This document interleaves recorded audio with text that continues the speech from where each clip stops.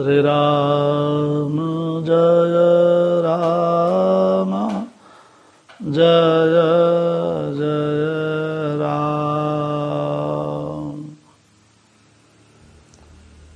किसी जिज्ञासु ने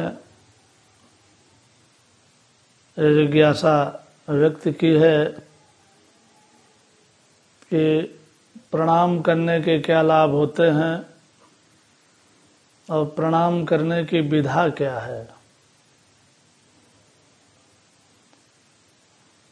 जितने भी सनातन धर्म में वर्णित मंत्र हैं, प्रायः संपूर्ण मंत्रों में केवल उस देवता को प्रणाम किया जाता है। चाहे द्वादशाक्षर मंत्र हो, पंचाक्षर मंत्र हो, जितने भी मंत्र हैं केवल उस देवता को प्रणाम किया जाता है। प्रणाम से आयु की वृद्धि होती है, विद्या की वृद्धि होती है, यश की वृद्धि होती है और धन की वृद्धि होती है। इसके बारे में कई एक शास्त्रीय प्रमाण प्राप्त होते हैं। अभिवादन शीलस्य नित्यं वृद्धोपसेविनः चत्वारि तस्य वर्धन्ते आयुर्विद्या यशो बलम। वृद्धों की सेवा करने वाले और जो प्रणम्य हैं, उनको जो प्रणाम करते हैं, उनकी 4 चीजें बढ़ती हैं: आयु, विद्या, यश और बल। लेकिन इस समय जो वर्तमान में प्रणाम का मेथड है, तरीका है, वो बहुत ही अभद्र हो चुका है।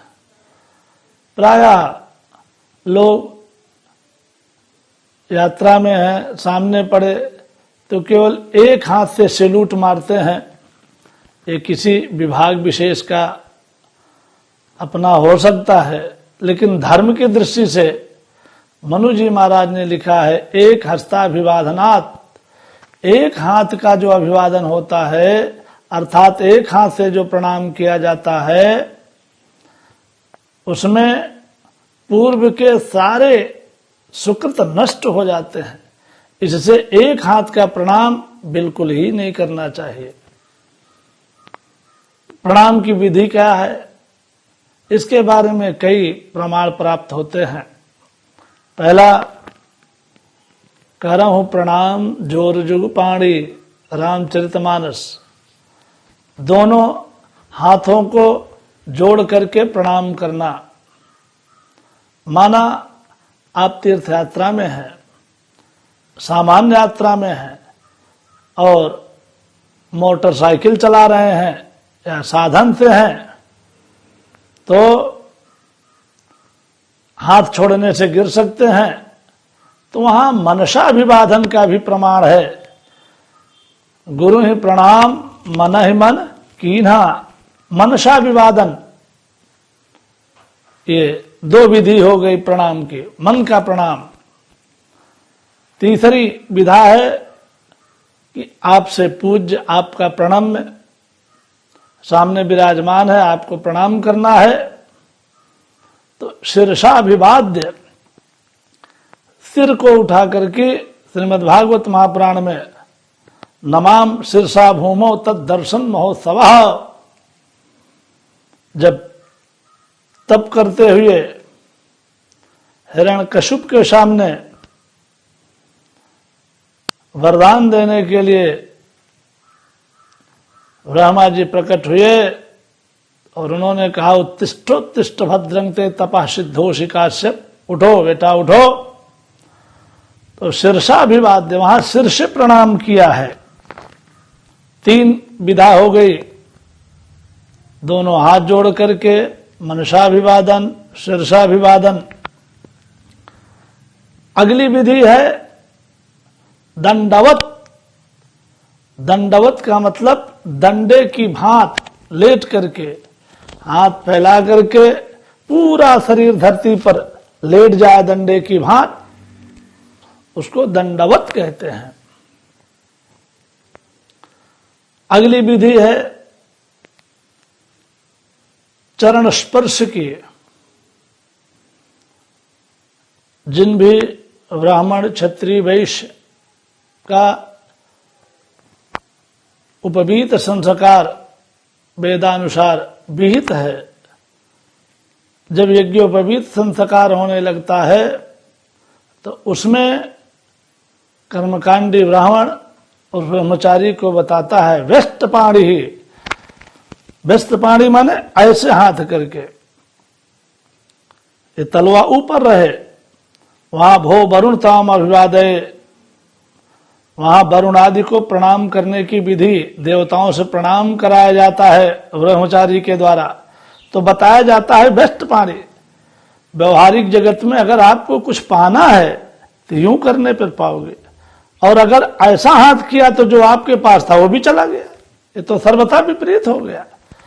प्रणाम करने में आपको कुछ चाहिए ना, आशीर्वाद चाहिए, दीर्घायु चाहिए, धन चाहिए, पुत्र चाहिए, जो भी आपकी भावना है। तो आपको कुछ लेना है तो ऐसे हाथ करना पड़ेगा ना।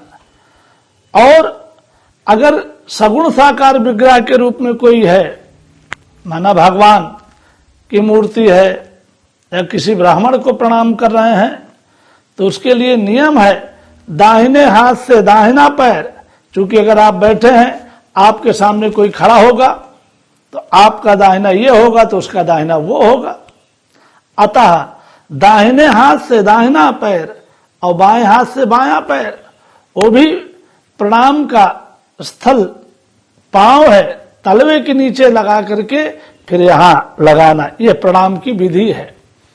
आजकल अल्ट्रा मॉडर्न युग चल रहा है, लोग एक हाथ से प्रणाम करते, वो भी गठुआ के ऊपर छूते हैं। भगवान जाने कहां तक छूना चाहते, क्या गंदी प्रवृत्ति चली। चरण स्पर्श करना है तो चरण जहां है वहां छुओ, नहीं तो हाथ जोड़ लो, मनसाभिवादन कर लो। वाचाभिवंदन भी होता है, वाचा पेपनो कृतम, श्रीमद्भागवत महापुराण। जैसे कोई हाथ भी बंधा है, पैर भी बंधा है, सामान्य रूप में शिष्टाचार में अभिवादन बोलना है तो मुख से व्यक्ति बोल देता है, वाचाभिवादन भी होता है। लेकिन जो भी विधियां लिखी हैं उसी का एक न एक विधि का अनुपालन करना चाहिए।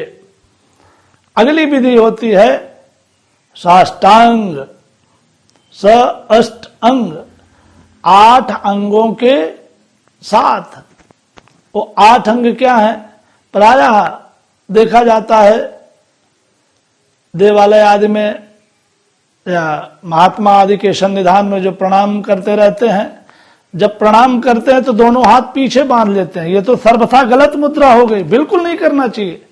ये तो नमाज करने की मुद्रा है। नमाज करने वाला जो होता है वो पीछे हाथ बांधता है। दोनों हाथ आगे जोड़ करके मनसा बचसा उर्सा हस्ताभ्याम पदभ्याम तथा, दोनों हाथ जोड़ करके, दोनों पैर धरती पर टेक करके, 2-2 4 हो गए।